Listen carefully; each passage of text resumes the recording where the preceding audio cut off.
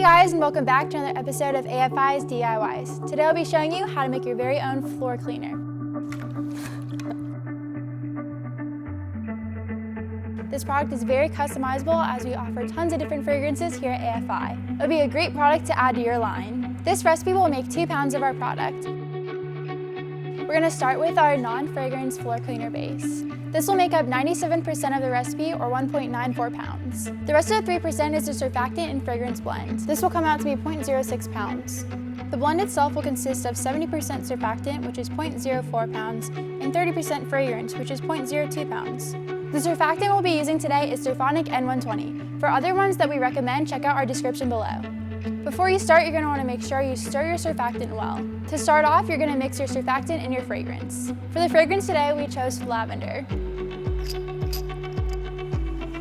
Wow, it smells so fresh and clean. Now just pour your fragrance into your surfactant. You're going to want to mix it thoroughly. Once you have it mixed, just pour it into your floor cleaner base.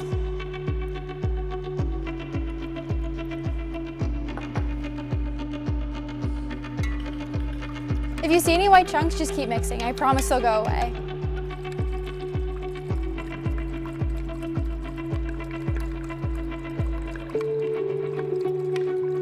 Make sure you stir it well. It should end up looking like this. Now just put it in any appropriate packaging you have. It was really simple to make, and now you can brand it any way you want. This is a very easy way to start selling your own cleaning products. Stay tuned for videos to see how you can make your own base.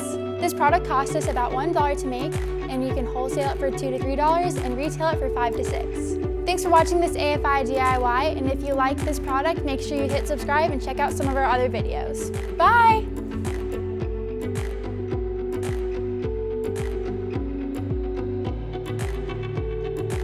Has anybody seen Josh?